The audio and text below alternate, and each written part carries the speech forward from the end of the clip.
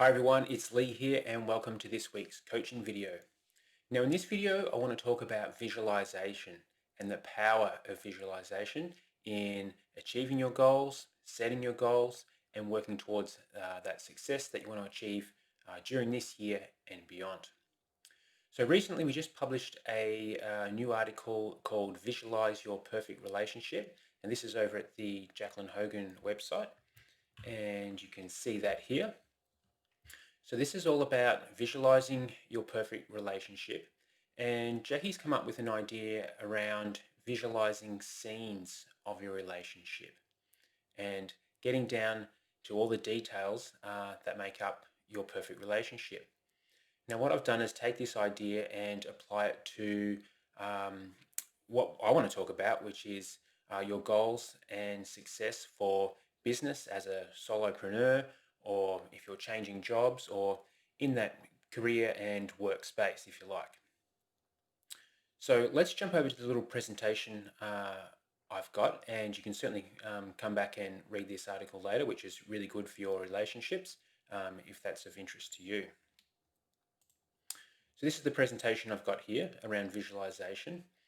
So visualize your dream. So the purpose here is around getting that clarity, consistency, and determination to visualize your goals, achieve your goals, and get that success, and do what it takes to get that success and not give up halfway or when the problems arise. So just talking about clarity there, what's the purpose of visualization? So the main points here I've got are visualizing what you want. We all have so many ideas all the time. It's hard to pick one out of the dozen ideas that come. And if you're like me, you've occasionally been jumping from one idea to the next. I think they call it shiny thing syndrome or something like that, where you jump to the next shiny thing. So visualizing what you want can help you nail down what you really want and work on that one thing to achieve it. Now, if you think about other people that you know that have achieved success in some way, or doing something great and achieving their goals, whether it's in sport or business or in other areas of their life, work out how many things that they're working on. You know, are they working on 10 businesses, or are they just working on one? Are they playing 3 sports, or are they just playing one? So you can take a few ideas and things from your mentors and apply them to your own life. So first one there, visualize what you do want. And as you are visualizing, what will happen is that you'll get specific with the details. And the important point there is to note about the details of the what. So what you're seeing, what you're hearing, what you're doing, and don't worry about the how to get there just yet. You can fill in all those details later on. So when I do this, when I'm visualizing, talking with clients and things like that, you know, I'm dressed nice, I've got my business cards in my pocket, I'm listening and having a good conversation and meeting people, or I'm doing videos like this on the computer and sharing my knowledge and connecting with people online.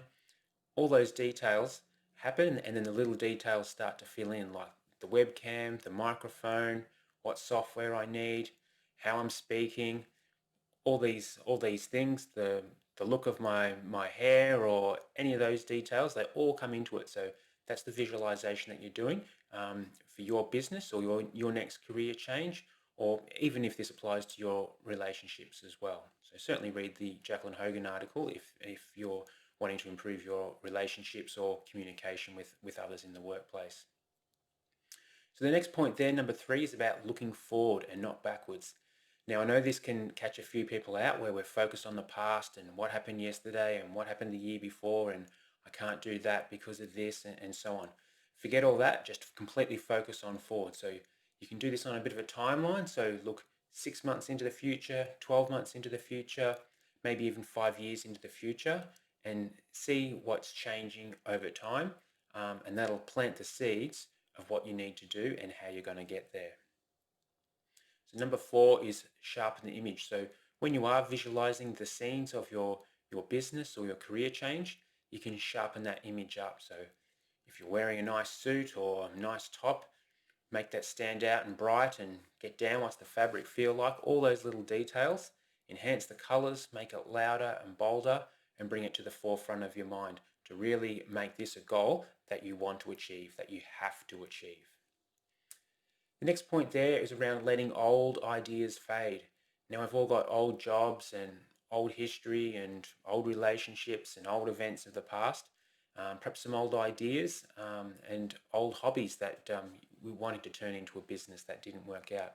It's time to let those go. So we're going to focus on what you do want, just the one idea, and that's what we're going to go for. So let the past be in the past and move on. And one way there is what worked for me was closing a door. So you can close a door, a mental door, on the work of the past and the roles I've had in the past, and close that door. Now I'm just focused completely on this, and that's really helpful to keep moving forward. Number 6 there is take actual notes of the small details. They can really lead to start taking actions quickly. So as I talked about, having a business card in your pocket, or the webcam or the microphone, all these little details that you're going to need with your business, whatever it might be new tools or a new shop front, whatever it is. Visualize all those little details, and they start to spawn just the little action steps that you need to take, whether it's buying a webcam, getting some business cards, connecting with customers online, talking to the bank, whatever it might be. They're the little steps that you can visualize and start taking real action on. And number 7 there is about the mindset. We can talk about this later, and that's around seeing is believing. So what you're doing is planting all these images inside your mind, and then you're unconsciously starting to take action on those and believing in the process as well. So this is really important stuff. There's lots of books around this as well. But yeah, we won't talk about this any further right now, but just understand that seeing is believing, and that'll help you with your faith and confidence in the steps you're going to take. So why do all this? Why do all this visualizing? Why not just write a quick plan and get to it? Well, let's have a look at some of the benefits that visualizing actually has for you. So number 1 there is around confidence. So all these things are sort of starting to get into the mindset zone, if you like. And this is make or break stuff for your business or a career change, whatever it might be. Maybe it's just general improvement and better life balance. So confidence in whatever you're doing. So if you're starting a business, then you're going to need confidence, and you're going to need it for a long time. This up and down kind of thing with confidence is just going to be like pulling on the handbrake, and we can't have that. Next one is motivation. So confidence and motivation go together really well, as you can imagine. We've actually got the motivation to get up in the morning, do the work that's required, talk to customers, make videos, whatever it is, work on your products, connect with suppliers, do some training, all that sort of stuff. That only happens with strong motivation. So if you've got a really strong visualization of what you're becoming and what you need to do, then that motivation is going to be there. So confidence and motivation, first 2 great things. Number 3 there is around starting points. It gives you something to work on, whether it's ordering some business cards out of your pocket, ordering a webcam, talking to suppliers online, looking at a shop to rent, whatever the case it is with your startup or your career change. Gives you those starting points to work on. So important to be productive, especially when you're operating on your own or in a partnership. Time is obviously everything. Obviously, these details start to form a plan and a strategy, and I think I've talked about this in one of my earlier coaching videos, so you can go back there and check that out. I think the 5-minute plan is a good starting point for that. Number 5 there, you can start to visualize the gaps that you don't have and the things that you might be missing, whether it's people, resources, and that kind of thing. So you can start to fill in the gaps and do something about those, or at least write them down and say, hey, I'm missing all this knowledge. I'm not a marketer. I'm not an IT guy, whatever the case. And then you can start to fill in some of those gaps. Getting started sooner. Is this a dream that's been on the cards for 5 years or longer? With visualization, you can start to take action sooner and get results sooner. So who doesn't want that? Number 7, build resilience to problems and setbacks. Now maybe you've worked on your career or your hobby turning into a business or something like that in the past, and you've had setbacks and problems that have held you back. Not anymore. With a strong visualization, you can just start achieving these things. Ticking off the boxes, ticking off the goals that you need to do, all builds that resilience to actually overcome some of these problems or outsource them to someone else and get through it, work around it, whatever it needs to happen. And obviously the coronavirus, for example, has thrown a lot of problems up for people. And, from just anecdotally, the majority seem to get through. The cafes that are working, they've delivered food online, or people have come up with their online ordering systems or other ways of serving customers online, or pivoting their business in other ways to serve customers, or change entirely what they do, but still stay afloat. So that's really important there for the ability to overcome problems. The next one there is around better communication and teamwork. So if you've got a strong visualization of what the business is, what it's doing, who you're serving, you can actually have better communication with clients, with customers, as well as people in your team. And it may be even just family and friends and other supporters that you need the help from, that they can understand what you're doing and actually get on board with what you're talking about, and maybe even help in some way. Maybe it's just someone to talk to. All of that helps. The strong visualization helps be able to communicate it well. And obviously better teamwork too, more synergy, more efficiency, all of that kind of thing. And number 9 there is around reducing fear and actually enjoying the process.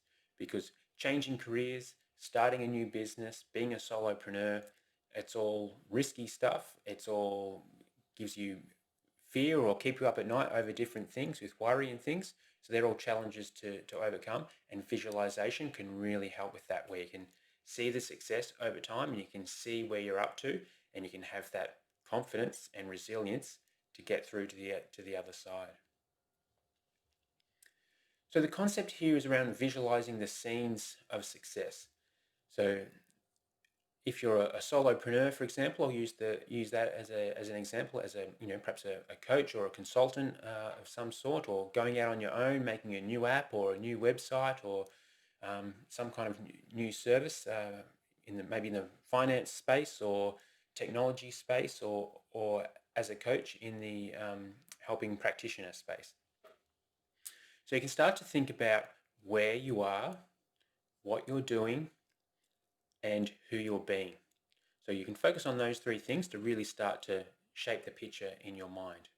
So I've just got some examples here to help get you started. So perhaps you can, after this video, close your eyes and visualize for 5 minutes on each one of these topics or scenes. So for example here, meeting clients and talking to customers and being authentic. So you have a think about that just now, where you are when you're meeting clients, what you're talking about to them, how you're talking to them, your tone, and being authentic, being honest. How are you talking to the customers? Number 3, developing and designing your products and services and being creative. So perhaps you're a product designer or an artist of some sort. So what does that look like? So go through the rest of these and take the time to visualize them, and I'm really looking forward to hearing what you've got to say and how this has been helpful in shaping your vision for the success that you desire as a solopreneur, or changing jobs, or any other way in your home life. Cheers. See you next week. Oops, there was one more slide I wanted to talk about, and that was around less stress. So with visualization, what it can help with is setbacks and problems that might come up for you.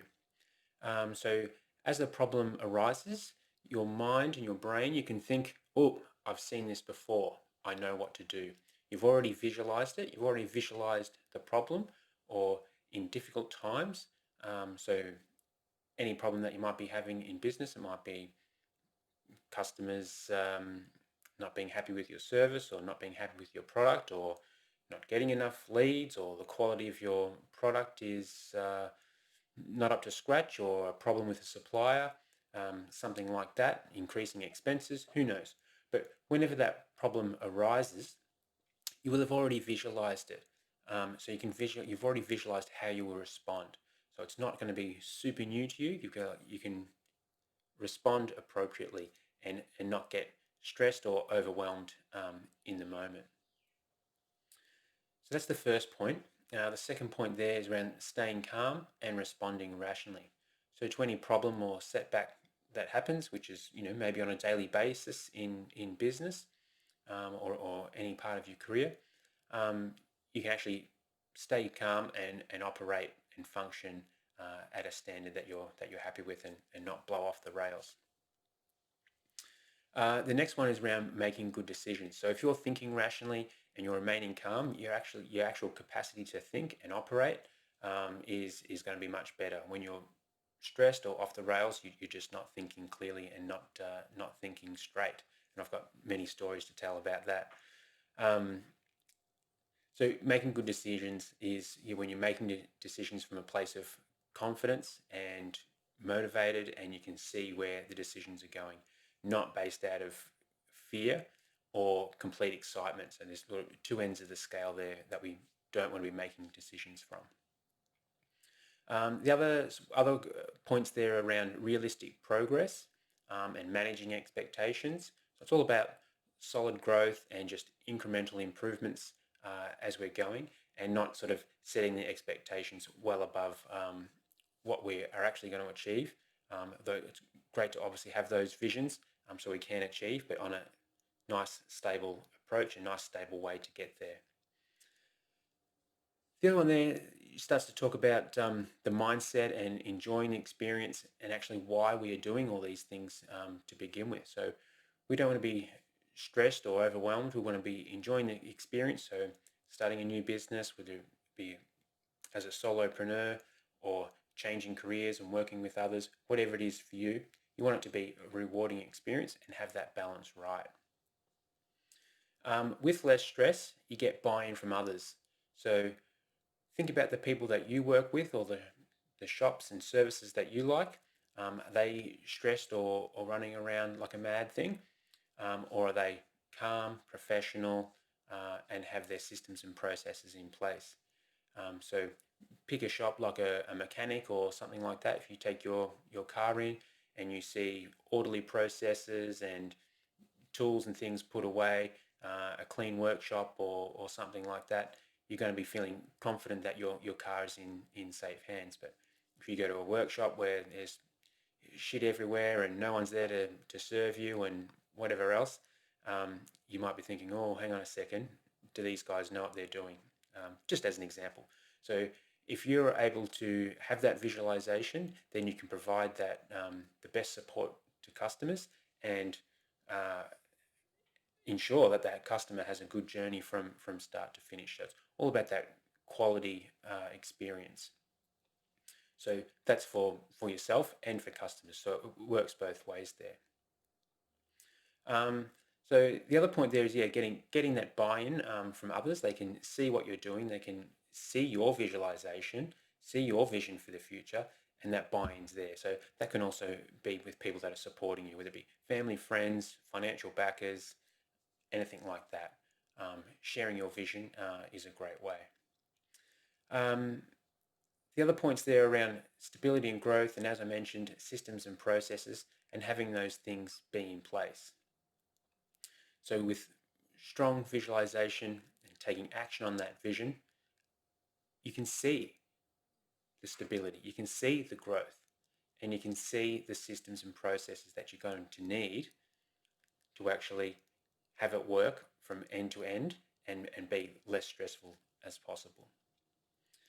The other thing there is, once you've got that stability and growth and the systems and processes in place, it makes it easier to repeat and scale, which may be a goal for your business. I'm not too sure.